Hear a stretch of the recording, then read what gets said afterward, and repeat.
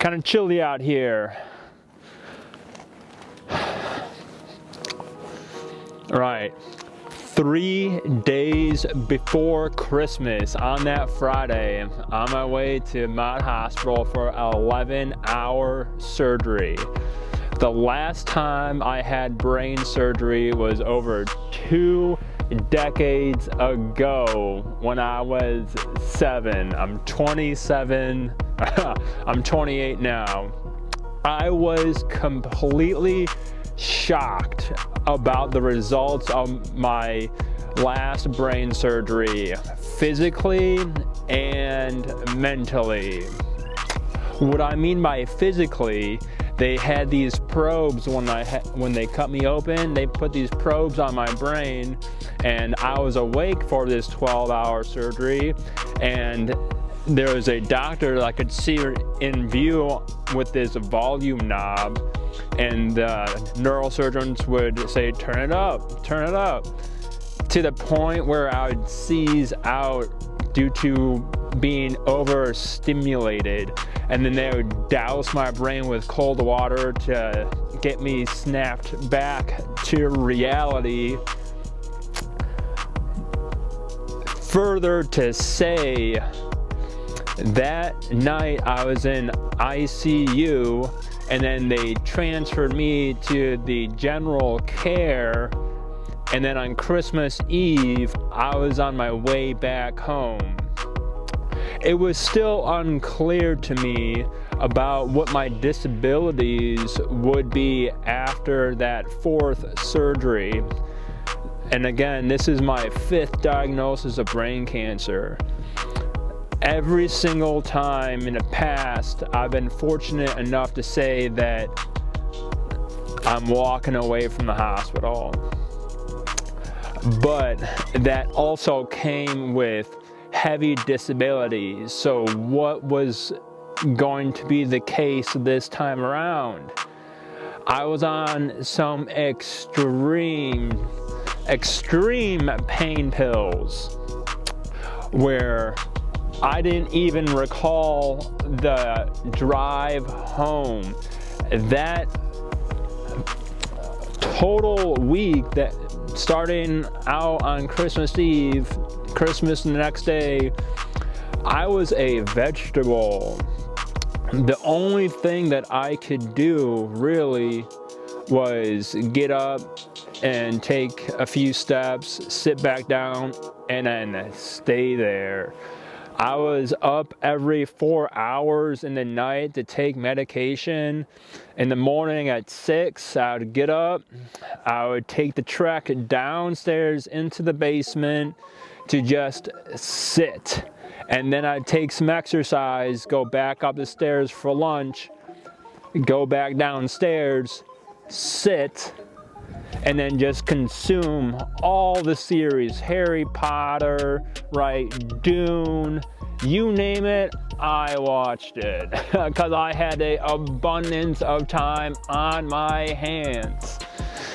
That was for 2 weeks, and then also within that 2 weeks, I was leaning myself off of these pain pills because I didn't quite understand what was the disabilities compared to what I couldn't do while I was extremely medicated. As I leaned myself off and then being very gentle with my scar and taking showers and all that, I was starting to get a better understanding of what my new life would be. And I was quite shocked mentally now that the baseline prior to surgery was essentially the same post-surgery. The reason why I had to be awake is for the doctors to see that I could move my hands the same, that they're poking around and doing the right things. Now that is completely different from when I was 3, 4, and 7.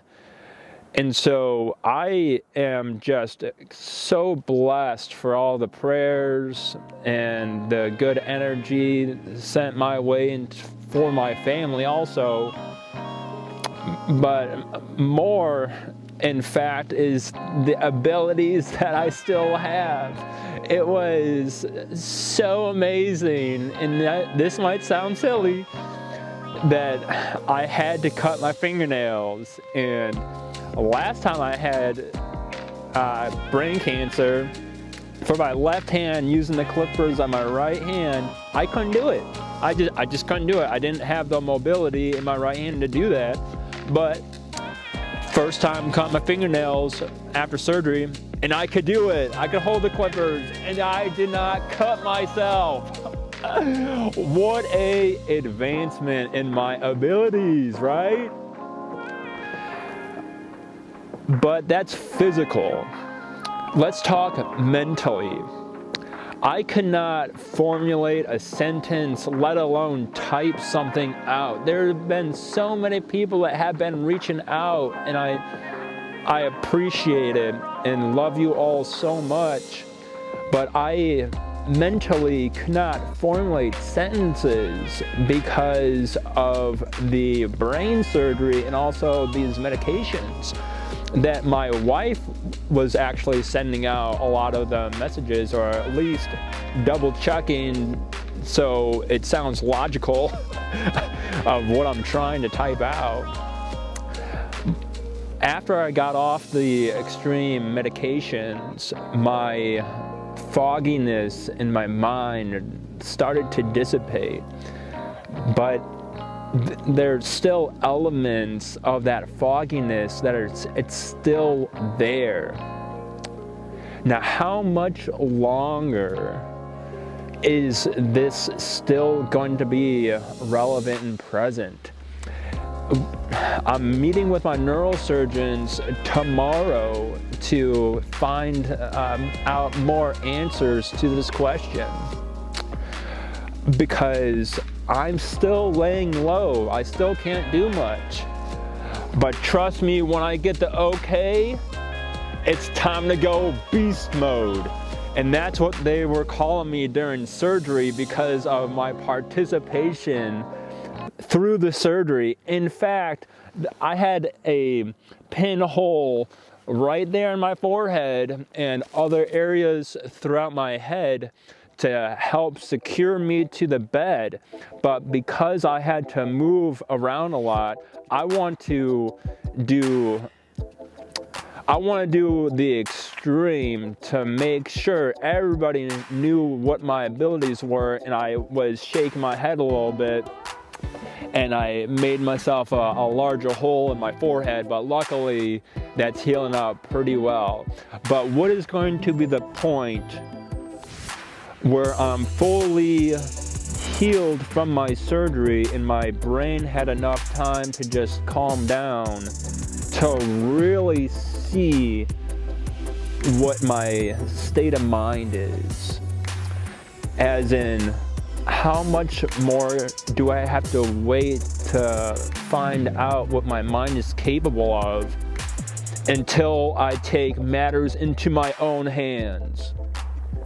When I start my rehab, the OT, PT, and the mental strategies to create more neuroplasticity, that's when we start. Right now, I'm just waiting. I've been sharing bits and pieces of this story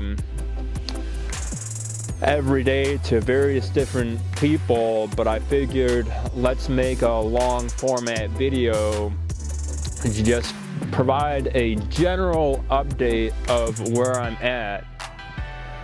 And I do believe that all the love, support, positive energy, the prayers, I don't know exactly how it equates to how I'm feeling currently, But that definitely did play a part and continues to play a part. So again, I thank you, and I got a lot of love out there for a lot of you, and we will find out what the neurosurgeons and the medical team have to say tomorrow. Still a long road ahead, and I do believe that there's going to be a lot more coming from Max Your Brain.